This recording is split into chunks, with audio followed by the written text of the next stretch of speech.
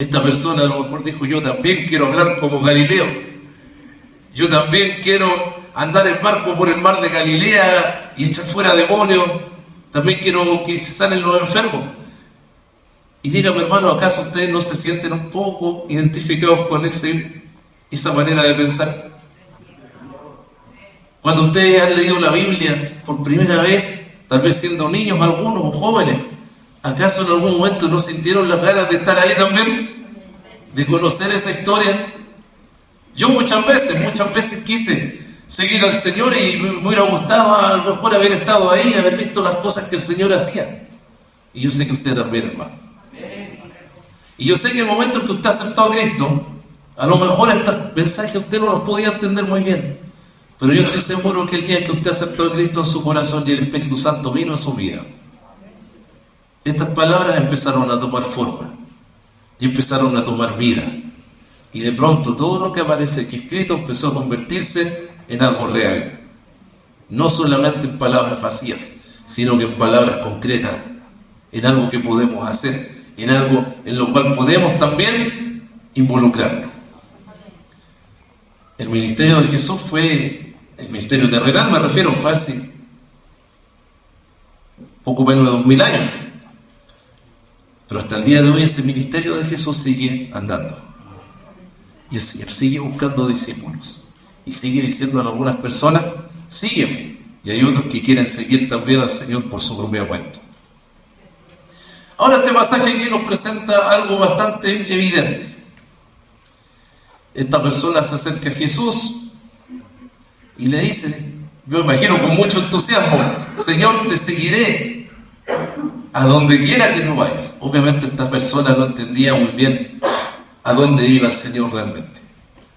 Porque si esta persona hubiera sabido que el Señor iba a la cruz, no sé si habría tenido el mismo entusiasmo.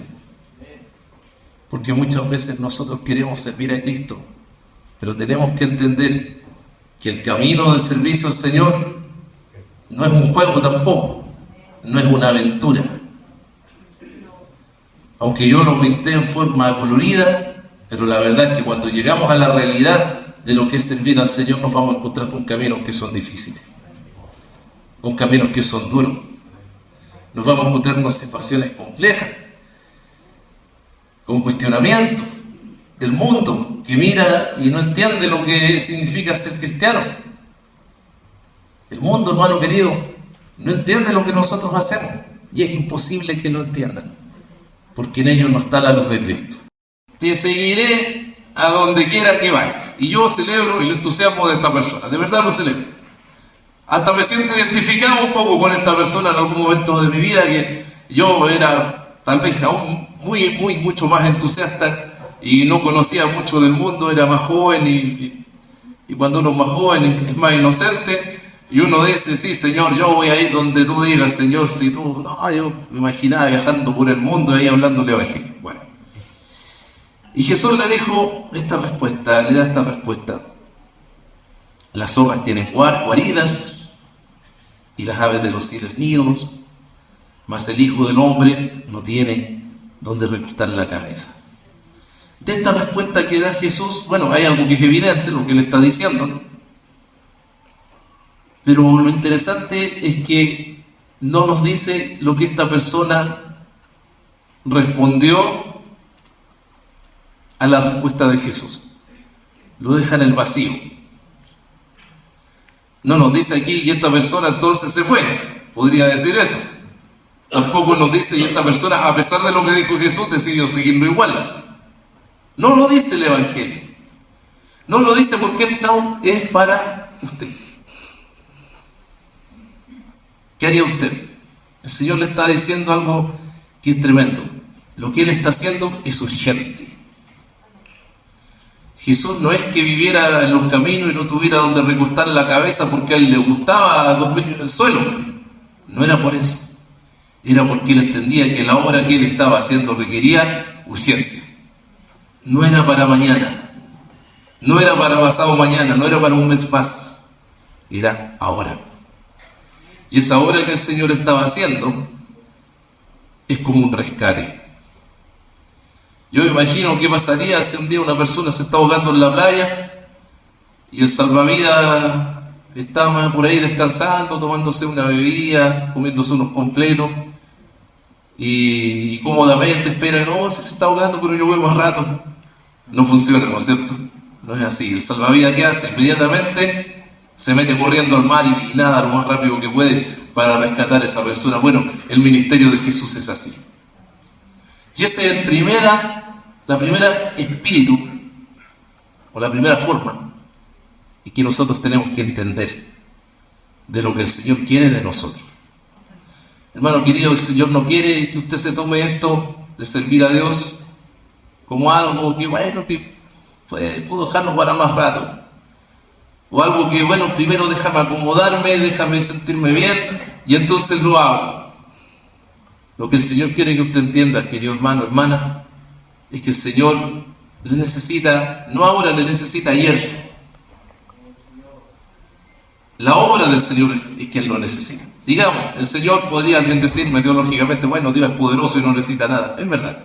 Pero la obra del Señor lo necesita usted con urgencia. ¿Y qué necesita el Señor de usted? ¿Necesita sus oraciones? Sí, necesita sus oraciones. ¿Necesita su accionar? Sí, necesita su accionar.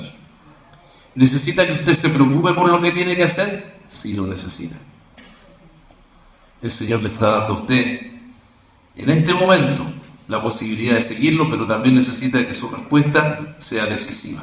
Yo pienso en Mateo, el publicano. Y el Señor le dijo a Mateo, sígueme. ¿Y qué hizo Mateo? Dejó la plata ahí. Dejó la plata, hermano.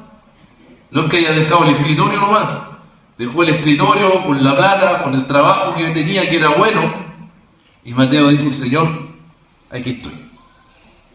Los apóstoles dice que dejaron las redes y dejaron a Zebedeo, ¿no es cierto?, que era este caballero que era papá de algunos de ellos, lo dejó con los barcos ahí, con las redes, que Zebedeo siguiera pescando en el mar de Galilea. Le dejaron todo el negocio a ese caballero. Y ellos, ¿qué hicieron? Se fueron con Jesús. Hermano querido, el Señor necesita que usted, ahora, ya, en lo que sea que usted haga, usted sirva al Señor. Que usted dé testimonio, que yo dé testimonio. ¿Sabe qué? Hoy día lo hablábamos en la escuela bíblica. Hablábamos de esto. Hay una forma, cualquier persona puede hablar. Hablar es relativamente fácil. Hablar de Cristo, cualquiera puede hablar de Cristo. Yo estoy aquí hablando de Cristo y no es tan difícil. Otra cosa es hacer lo que el Señor quiere que hagamos y hablar a través de nuestras acciones. Eso es distinto. Y eso solamente podemos hacerlo cuando el Espíritu Santo pone en usted esa capacidad. Por eso es que muchas veces vamos a conocer personas que uno se va a preguntar, bueno, pero esta persona no es tan sabio, o no es un cristiano preparado, o va poco a la iglesia, pero uno ve que esa persona en su vida hace las obras que dice la palabra. Yo he conocido muchas personas así. Tal vez haya que enseñarles un poco más a hacer la obra del Señor, pero si esa persona hace lo que dice la palabra, es porque el Espíritu Santo está actuando en esa persona. Una vez Jesús estaba con sus discípulos y alguien llegó medio molesto y le dijo, Señor, le dijo, anda otro que anda predicando lo mismo y anda sanando gente. Y llegó molesto, llegó celoso. ¿Y qué le dijo el Señor a esa persona? Déjalo. El que hace las obras que yo tengo que hacer, lo hace porque el Señor se lo ha dado. El Padre se lo ha dado. De esa misma manera, nuestro llamado no es solamente a decir cosas, nuestro llamado es a hacer cosas, a que usted las haga en el medio en que usted está, en un mundo donde lo normal es hacer lo que va contra Dios. Que usted haga las cosas que el Señor quiere es revolucionario, hermano. De verdad que lo es. En un mundo donde lo que se celebra son las mentiras, donde lo que se celebra es todo tipo de cosas que no glorifican a Dios, donde se celebran los pecados, donde se celebra el libertinaje, donde se celebra el cepillo, ¿no es cierto? En un mundo donde incluso se promueve que las personas vayan en contra a la forma en que Dios les creó. En un mundo que celebra todo eso, hacer la voluntad de Dios y vivir conforme a la voluntad de Dios es un acto casi de rebelión, por no decir que es un acto de rebelión. Es un acto de rebelión. Y usted tiene que estar dispuesto a hacerlo así. No nos acomodemos al mundo. ¿Sabe qué? Si uno se acomoda al mundo, obtiene comodidad. Bueno, lo dice la misma frase que dije. Si uno acepta las cosas del mundo y uno trata de vivir conforme a ello, claro, no lo van a molestar a usted. A lo mejor hasta lo van a felicitar, a lo mejor hasta lo van a aplaudir. Pero el Señor no nos llamó a ser aplaudidos por el mundo. Nos llamó a transmitir otra cosa al mundo, a mostrar un camino diferente. Y eso requiere valentía de nuestra parte. Y yo le voy a decir algo: usted no solamente tiene acceso a la valentía, usted tiene acceso al poder de Dios. Amén. ¿Sabe que anoche tuve un sueño? Y les voy a contar mi sueño. Es raro el sueño, pero se los voy a compartir. Soñé que tenía un perro Doberman. Mira el sueño. Y yo salía con este perro y me iba a un parque, y yo caminando con el perro, y llegaron unos perros chicos. Y yo decía, no, aquí el Doberman se los va a comer a estos perros chicos. Y resulta que llegaban los perros chicos y le ladraban al Doberman, y el Doberman bajaba la cola y se ponía detrás mío. Mira el sueño que tuve. Hermanos queridos, ¿cuántas veces nosotros actuamos de esa forma? Sabiendo que tenemos el poder de Dios, sabiendo que el Espíritu Santo está en nosotros, no actuamos en el mundo como el Señor quiere que actuemos. Y dejamos que pequeñas críticas nos intimiden. Dejamos que pequeñas palabras nos hagan decir, no, bueno, yo a las calles que soy cristiano. Y uno dice, ¿por qué no participas de esto? Cualquier cosa, no sé, me ofrecen una marihuana, no sé. Y de repente nos falta el que dice, no, yo no es que soy cristiano, que ese calladito está con vergüenza, pero yo no te juzgo.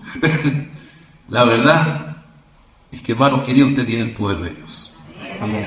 Y usted tiene el poder de Dios para actuar. Y usted tiene el poder de Dios para decir las cosas como son. Y ese poder de Dios no es poca cosa. No miren menos el poder de Dios. No miren menos el poder del Espíritu Santo. No se sienta usted en debilidad. Usted está en poder. El poder del Espíritu Santo es mayor al poder de las tinieblas. Y aunque el poder de las tinieblas se levante, en usted hay un espíritu superior. Y ese espíritu superior no va a ser quebrado. No va a ser quebrado por las tinieblas. Usted es más grande porque el Espíritu Santo es más grande. El Señor le da el poder para hacerlo. Después dice, le dijo a otro, sígueme. Este es interesante, porque este no pidió seguir al Señor, sino que este, al revés, digamos, contrariamente, el Señor llamó a esta persona. El Señor le dijo, tú sígueme, en imperativo. Sígueme. ¿Y qué dijo él? Señor, déjame que primero vaya y entierre a mi padre. Yo quiero explicar algo aquí. Uno podría decir que inhumano el Señor, uno se molestó si a lo mejor el padre había muerto y él tiene que ir a enterrar a su papá. No es así. Lo que pasa es que hay que entender aquí la cultura judía. Cuando una persona decía, déjame que entierre a mi padre, significa que él va a esperar a que el papá se muera, para entonces él poder seguir al Señor. Es decir, esta persona dijo, Señor, yo te sigo, pero no es el momento. Ya más adelante, ya porque ahora no puedo.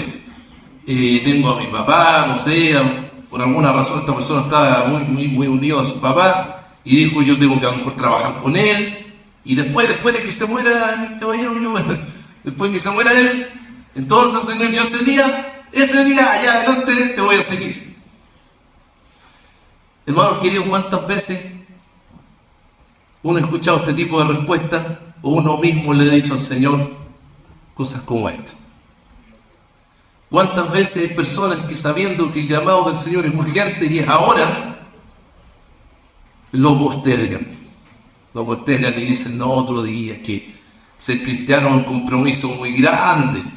Es que voy a tener que dejar cosas que ahora yo tengo y después no, y después tener que ir a la iglesia y para mí es complicado. ¿Cuántas veces hemos escuchado cosas así? ¿Cuántas veces uno mismo quizás ha puesto este tipo de excusas delante del Señor y uno le ha dicho, Señor, mira, yo podría ayudar, Señor, yo podría dar testimonio, pero la verdad es que en este momento es difícil. Es difícil. Hay gente que a veces tiene puestos de trabajo importantes y dice, no, es que en realidad es muy bueno el trabajo que tengo ahora como para dedicarme a las cosas del Señor, o dedicarme, voy a simplemente ir a la iglesia, o simplemente arriesgarme el puesto de trabajo por andar por ser cristiano. Hay gente que le ocurre. Yo lo que le digo a usted, hermano querido, es que vuelvo a hablarlo de la urgencia. El llamado del Señor es urgente, pero aquí hay un aspecto que es importante que tenemos que ver. A esta persona sí aparece lo que ocurrió. Jesús le dijo, deja que los muertos entierren a sus muertos. Es decir, aquí la respuesta de Jesús no es una respuesta apacible, es una respuesta dura. ¿Por qué? Porque Él es Señor. Y si Él llama a alguien, es en serio. No es un juego, es una orden de Dios. Y Dios puede decirle a una persona, sígueme, y esa persona debe seguir al Señor. Y le dice el Señor, entonces, deja que los muertos entierren a sus muertos, y tú ve y anuncia el reino de Dios. O sea, le dijo Él a esta persona, no importa que tú quieras esperar a que tu papá se muera, ahora anda y anuncia el reino de Dios. Jesús le insistió a esta persona. ¿Y por qué le insistió? Porque el Señor lo estaba llamando. Y tal vez el Señor va a insistir sobre su vida ahora. Tal vez el Señor esté insistiendo sobre la vida de muchos de nosotros en este momento. ¿Y qué le está diciendo el Señor a usted? Tú ve y anuncia el reino de Dios, porque ese es un llamado universal. Ese no es un llamado para A, B y C. Todos tenemos el llamado de ir y anunciar el reino de Dios. ¿Anunciar el reino de Dios con mi familia? Sí, anunciar el reino de Dios con mi familia. Anunciar el reino de Dios. Anunciar que hay un Dios que está Jesucristo. Que Cristo viene, que Cristo vino en cuerpo humano y que murió por nosotros en la cruz. Y que por eso tenemos acceso al perdón y a la salvación. Y el que no cree eso, se pierde. Pero el que cree, no se pierde, sino que tiene vida eterna. ¿Cuántas veces repite eso el Evangelio? Para que el que crea, no se pierda, no tenga vida eterna. No lo dice solamente en Juan 3:16, varias veces se repite esta frase en el Evangelio. Porque Jesús vino para eso. Para que el que crea, se salve. Amén. Gloria a Dios por eso. Amén. Gloria a Cristo. Yo oro para que estos niños que ayer levantaron la mano hayan creído realmente. Que sea nuestra oración. Había otros niños que a lo mejor se fueron a jugar y no estuvieron ahí, pero también escucharon la palabra. Oro también para que ellos crean. Oro para que crean. Oramos para que realmente el Señor ponga en ellos la fe. Y el Señor haga de ellos personas que busquen a Cristo, personas creyentes, que van a salir adelante y que van a transmitir el Evangelio del Reino a su generación. El Señor le llamó a usted, hermano, a su generación. Y el Señor está llamando a los niños a la generación de Él. Independiente de las circunstancias por las que estemos pasando, el servir a Dios es un llamado que todos tenemos. Donde estemos. Está usted en el hospital, ahí tiene el llamado. Está usted por la calle, ahí tiene el llamado. Y esto no quiere decir que estemos todo el tiempo diciéndole a las personas, tú tienes que aceptar a Cristo, como yo les dije delante. A veces más tiene que ver con nuestra manera de actuar que con lo que decimos. Y es más, lo que digamos no tiene ningún peso si no se condice con nuestra manera de actuar. Primero está la manera de actuar, después está lo que decimos. Y en eso el Señor es poderoso. El Señor es poderoso a través suyo, querido hermano. Pero recuerde también que si usted no va, el Señor va a llevar a otro. Tampoco el Señor nos obliga. Pero le dijo a este hombre: tú ve y anuncia el reino de Dios. Y había otro que probablemente estaba por ahí cerca, que le dijo: te seguiré, Señor. Aquí otro que: te seguiré, pero déjame que me despida primero de los que están en mi casa. O sea, este no pedía tanto tiempo como para enterrar a sus padres, pero por lo menos deja que me despida de los que están en mi casa. A ver, otra vez vamos a la cultura judía. Despedirse de los que estaban en la casa no significaba que él iba a ir a la casa y le iba a decir: chao, voy a seguir a Cristo. No, no era así. Despedirse, la cultura de ellos era que se iban a dar un abrazo, iban a conversar algunas cosas, y después se iban a dar otro abrazo, iban a hablar más cosas, y podían estar varias horas dándose abrazos y deseándose cosas afuera y despidiéndose. Lo mismo cuando pasan por la ciudad, cuando Jesús les dice: cuando entren a la ciudad no saluden a nadie, no se refiere Jesús a que ellos pasen sin mirar a nadie y no saluden, sino que para ellos saludar podía demorar medio día fácilmente, saludar a una persona. Porque entendamos, no están en los tiempos nuestros en que nosotros nos podemos ver seguidos, podemos hablar por teléfono. Tal vez ellos iban a pasar mucho tiempo en que no se iban a volver a ver. Entonces el saludarse, el despedirse era toda una ceremonia. Y esta persona le dice: deja que me despida de los que están en mi casa. ¿Y qué le dijo Jesús? Y esto es tremendo. Ninguno, le dice, que poniendo su mano en el arado mira hacia atrás es apto para el reino de Dios. Qué tremendo eso. Yo me acuerdo aquí de la mujer de Lot. La mujer de Lot, dice el Génesis, que vivían ellos en Sodoma, y Dios les permitió escapar de la destrucción de Sodoma y Gomorra. Y cuando ellos iban escapando, el Señor les dijo: no miren hacia atrás, no miren hacia atrás. Y esta mujer miró hacia atrás y la Biblia dice que quedó convertida en una estatua de sal. Acá le dice a este hombre que lleva el arado: no debe mirar hacia atrás. ¿Por qué razón? Yo una vez le pregunté a una persona, más que de campo, y claro, porque en esta época obviamente no habían tractores, y el arado era una cuchilla, ¿no es cierto?, que se lleva con la mano y que va siendo tirado por animales. Pero el problema es que si uno no va atento, el arado puede perder la dirección y ya no hay cómo corregir eso. Se puede desviar si miro hacia atrás. A lo mejor usted quiere servir al Señor. Si esa ha sido su decisión y usted quiere servir al Señor, entonces mira hacia adelante. Lo que queda atrás es pasado. Usted tiene que mirar hacia adelante. El Señor lo llama a usted a mirar adelante. No mirar lo que fui yo antes. Una vez lo comentaba esto yo, que es un error que a veces cometemos los predicadores, es decirle a la gente: acuérdese de dónde el Señor lo sacó a usted. Para que la gente se conmocione y diga: sí, Señor, yo era tan malo. Pero la verdad es que no importa lo malo que usted haya sido en otra parte de la vida, el Señor a usted le perdonó y murió en la cruz. Y el Señor quiere que usted siga adelante. Lo que quedó atrás, quedó atrás. Miremos hacia adelante. Y el apóstol Pablo también. Si el apóstol Pablo hubiera estado hablando todo el tiempo de que él fue Saulo de Tarso, que él fue un fariseo importante, que él persiguió a la iglesia, yo hubiera estado ahí pegándose porque yo perseguía a la iglesia, no hubiera avanzado nunca. Él tenía que mirar hacia adelante. Hermano querido, si usted toma en la mano este arado que es servir a Dios, su trabajo es avanzar y no mirar atrás. Y lo que queda atrás es historia. Es historia. Y no es más que eso. Y el Señor le dijo eso a esta persona. Gloria a Dios por las personas que miran hacia adelante. Porque el Señor es el que nos guía.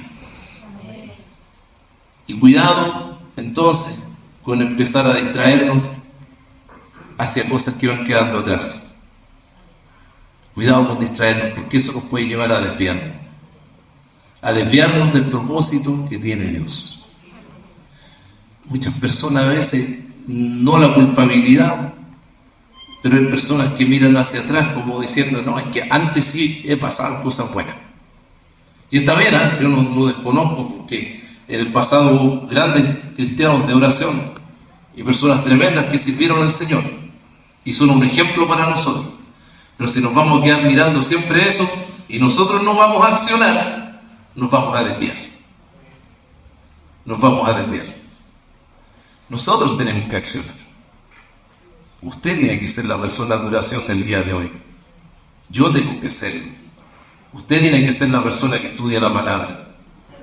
No importa que en el pasado hayan habido grandes siervos. Hay algunos que a veces se lamentan porque dicen, bueno, la iglesia no va a volver a ser lo que era antes, porque antes pasaban cosas. Hermano querido, es cierto, pero hay que seguir adelante. Hay que avanzar. Hay que proseguir. Lo que pasó con los niños ayer fue maravilloso, porque eso es seguir adelante. Es así como el Señor quiere que avancemos, mirando adelante. Cuando Zorobabel reconstruyó el templo de Jerusalén, pasó algo interesante que la Biblia registra. El templo de Jerusalén, ese templo maravilloso que construyó el rey Salomón, había sido destruido por los babilonios. ¿Y qué pasó? Zorobabel tuvo que reconstruirlo. Y dice que el día que se reconstruyó tuvo que ser removido hasta los cimientos. Y dice que los jóvenes celebraban porque iban a tener un templo. Y había otros que habían conocido el templo de Salomón y lloraban porque decían, nunca va a tener el esplendor que tuvo el templo de Salomón. Puede que ambas cosas sean ciertas, pero el tiempo, hermano querido, avanza hacia adelante, no hacia atrás. Así que el Señor nos ayude con eso. Entonces Jesús dijo, después de estas cosas, designó el Señor también a otros 70. A otros 70. A quienes envió de dos en dos delante de él a toda ciudad y lugar a donde él había de ir. De dos en dos, hermanos queridos. A nadie el Señor envía solo. Y téngase eso presente. Muchas personas piensan que son solitarios, llaneros solitarios, como se dice a veces. Bueno, el llanero solitario no es un personaje bíblico. El Señor mandó a las personas, a todos los que le sirven, a no ir solos. Nadie ha sido llamado a ir solo. Y si el Señor le está llamando a usted, no le está llamando a ir solo a ninguna parte. El Señor los envió de a dos. A toda ciudad y lugar donde él había de ir. Ellos iban delante del Señor. Ellos iban preparando entonces la llegada de Cristo. De la misma manera nosotros estamos preparando la llegada y la venida de Cristo. Porque yo les quiero decir, hermano, que Cristo va a venir. Cristo va a venir. Y se los recuerdo. Cada cierto tiempo es bueno recordarlo. Cristo va a venir. Todas las cosas que están pasando en el mundo de hoy son señal y prueba de que esa venida de Cristo está cada día más cerca. No está más lejos, está más cerca. Como yo les dije, el tiempo corre para adelante, no para atrás. Por lo tanto, la venida de Cristo está cada vez más próxima. Y aunque a veces se nos olvida eso, pero el Señor requiere que en los últimos tiempos estemos firmes, porque son tiempos de apostasía. Son tiempos en que el enemigo quiere destruir a los creyentes en todo el mundo. Son tiempos de tentaciones grandes. Son tiempos de luchas difíciles. Son tiempos en que necesitamos que el poder del Espíritu Santo nos fortalezca, más que nunca. Porque las tentaciones están ahí. Hermanos queridos, actualmente el pecado está tan cerca que apretar una tecla del computador y nos metemos en cosas que ni siquiera nos hemos imaginado de pecaminosas. Entonces, hermano, necesitamos que el Señor esté ahí para ayudarnos a vencer toda tentación. Necesitamos del poder de Cristo para resistir. Y dice lo siguiente. Y les decía, la mies a la verdad es mucha, mas los obreros pocos. Por tanto, rogad al Señor de la mies que envíe obreros a su mies. Y esa es la última reflexión aquí de esta palabra. Sigue diciendo más cosas del Señor, pero si no nos vamos a alargar mucho. ¿Qué decía el Señor? La mies es mucha, el trabajo es mucho lo que hay que cosechar, pero tenemos pocos obreros. En esos tiempos eran pocos los que estaban ahí con el Señor, pero esa palabra aún es válida para nosotros el día de hoy. Hay muy pocos que están dispuestos a hacer lo que el Señor quiere, a disponerse en las manos del Señor para hacer su voluntad. Son pocos. La mayoría, por lo general, prefiere una posición de comodidad. Pero a aquellos que nos sentimos cómodos, a veces el Señor nos recuerda lo siguiente: esto es urgente, porque la venida de Cristo está cerca, es urgente porque la vida humana es corta, es urgente porque hay personas que pueden tener un accidente mañana, una enfermedad, y va a ser su última oportunidad para conocer a Cristo y aceptarle como Salvador. Por lo tanto, lo que Dios pide es urgente. Y si estamos dispuestos a responder esa urgencia del Señor, entonces tenemos que disponer nuestro corazón. Y queridos hermanos, yo hoy día quiero pedirle a ustedes que dispongamos nuestro corazón, que nos dispongamos a hacer la voluntad del Señor, que nos dispongamos a servir a Cristo y recordar los momentos en que conocimos al Señor. Tal vez esos momentos en que nos entusiasmamos y dijimos: Señor, yo te voy a seguir. Bueno, es el momento ahora de retomar ese primer amor y disponernos a servir al Señor. Hermanos, yo les voy a pedir que nos pongamos en pie y vamos a orar.